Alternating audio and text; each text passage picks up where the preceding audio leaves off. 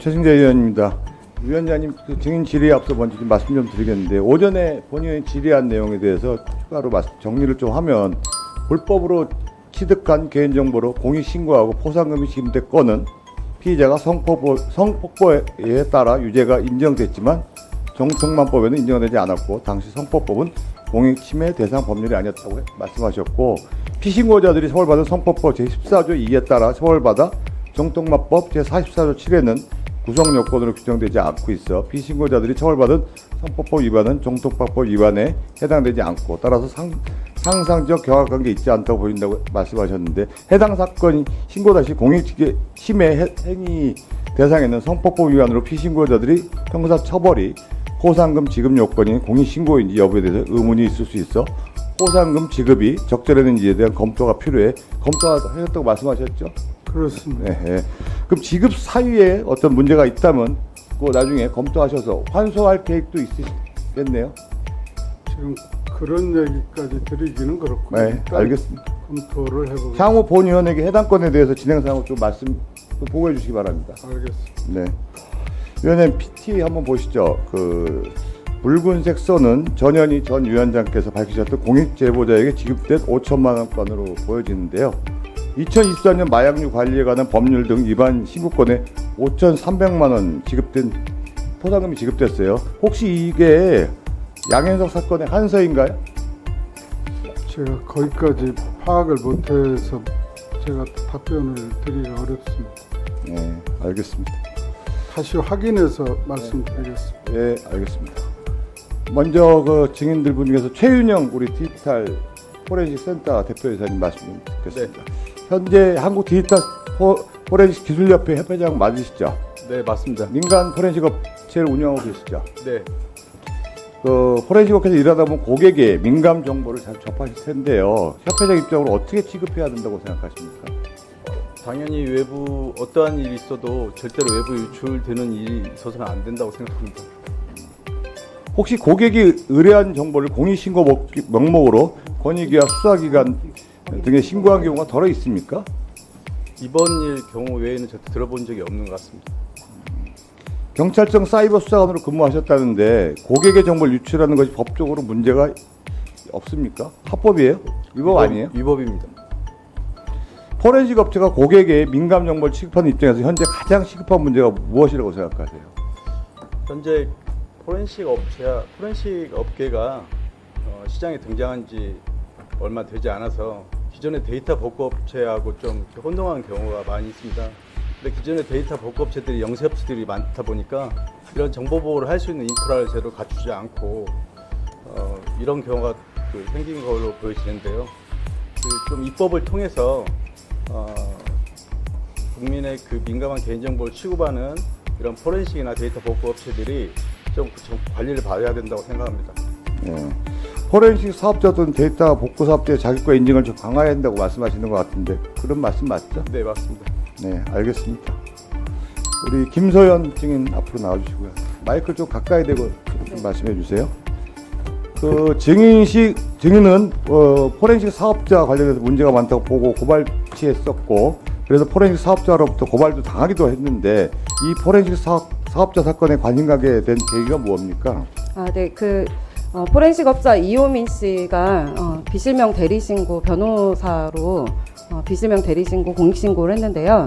그 국민권익위에 대리신고를 한 방정현 변호사가 저와 동문수학한 사이이고 네. 그리고 또 나중에 고발을 당하고 나서 저에게 우연히 연락이 왔던 윤영덕 변호사라는 분이 계십니다. 네. 그분 또한 저랑 가깝게 지냈던 우연한 계기로 방정현 변호사, 윤영덕 변호사 저 이렇게 셋이 나름 가깝게 지냈던 변호사 동문수학한 사이입니다. 그래서 사건이 좀 이상하다라고 생각을 하고 있었는데 제가 고발을 당하고 나서 연락이 와서 본인이 안 됐는 것을 국민권익위에 의견 제시를 해서 상상적 경합이라고 해서 포상금 5천만 원을 받아냈다라고 저에게 이야기를 해서 알게 됐습니다.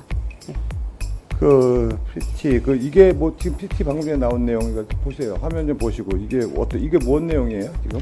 네, 윤영덕 변호사가 이호민 씨의 대리인으로서 상상적 경합 의견을 제시했다라고 저에게 하면서 제가 국민권익위로부터 고발을 당했는데 함께 고발당한 다른 사람들은 나쁜 사람이니까 놔두고 김소연 변호사는 혹시라도 고발당해서 법적 조치를 받게 되면 변호사 자격에도 문제가 생길 수 있다라고 협박성 멘트를 하면서 후배인 저에게 이호민 씨를 만나라. 좋은 사람이다. 제가 이제 국민의힘 국회의원으로 출마했던 경력이 있으니까 저에게 문재인 대통령과 백원우, 박주민 의원 등을 거론하면서 이호민 씨가 세월호 CCTV 등을 복구했었는데 정권의 그 문재인 정권의 굉장한 역할을 하고 토사구팽을 당했다. 네. 문재인을 굉장히 극혐한다라고 하면서 네, 저에게 알겠습니다. 회유하는 내용입니다. 알겠습니다. 네. 포렌식 사업자는 본인이 밝힐 공익신고자인데 증인이 포상반을 우연히 알게 이를 밝혔더니 전현희 권익위원장에 고발했다는 내용 맞죠? 네, 맞습니다. 공익신고자는 당연히 법적인 보호를 받아 마땅하다고 생각합니다. 그래서 권익위 자의적인 판단에 따라 처리해서는 안 된다고 생각합니다. 그렇지만 지금 내용을 보면 권익위가 근거도 없이 일개 변호사의 가이드에 따라 공익신고자에게 포상금을 지급했다는 얘기인데 이건 좀 문제가 있다고 보고요. 증인이 그렇다면 오지급된 포상금을 환수 조치까지 이끈다면 국가 재산상의 이익을 가져왔기 때문에 공익신고자가 될 수도 있겠네요. 포상금 지급 대상자가 될 수도 있다는 얘기 같아요. 지금의 권익위의 그 고무줄식 또는 탈부착식 공익신고자 지정 행태를 네. 보면 저 또한 당연히 공익신고자라고 생각하고 네, 있습니다. 네. 네. 다음 음성 파일 한번 들어보세요. 이미 오해하고 계시는 부분은 이거를 강정현이 빠지고 강경윤하고 이호민 씨가 주도한 것을 알고 계신데 좀 더 파보세요. 그러면 누가 주도했는지. 나 그게 걱정돼서 그래. 결국 드러나게 되면은 면허 문제가 걸려 있을 것 같아서. 왜냐면 이게 한 번이면 모르겠는데 한성희 사건 있잖아요. 그러니까 그 주도를 네. 내가 여기까지만 얘기할게요. 여기까지만 얘기하고 내가 아니 내가 말씀을 못 드려요. 말씀을 못 드리는. 법정에서 이미 드러났어요. 한성희가 증언한 거 아시죠? 그 디스패치하고 방장 와이프. 네. 맞아요. 아 그거 벌써 알고 계시네 그러면. 그거 다 세종이 증인 신문했고 그거 법정 모니터링만 꺼주세요. 다 있어요. 네, 꺼주세요. 짧게 시간이 됐어.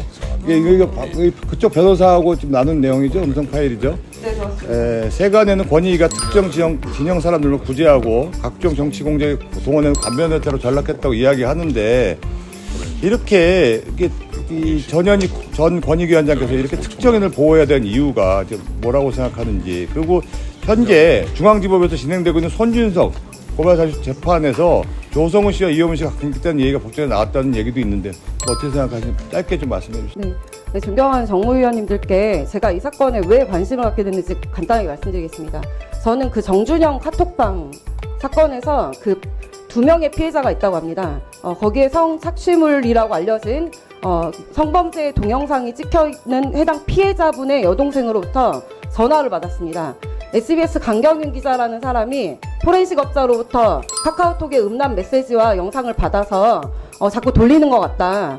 우리 언니는 직장도 그만두고 자꾸 이동을 해야 되고 병원을 다니고 있다. 언제까지 이렇게 고통을 당해야 될지 모르겠다. 때문에 간단히 좀 대답해 주십시오. 강경윤 기자는 SBS 연예 기자로 이 사건 버닝썬 사건을 3년 전에 있었던 정준영 카톡방 사건으로 덮는 단독 보도를 하면서요. 해당 피해자 실명을 다른 언론사 BBC 같은 데다가 이름을 언급하고 연락처를 알려줬습니다. 성범죄 피해자도 보호를 받지 못하고 엊그제 한동훈 장관께서 돌려차기 피해자 지원하시겠다고 했는데요.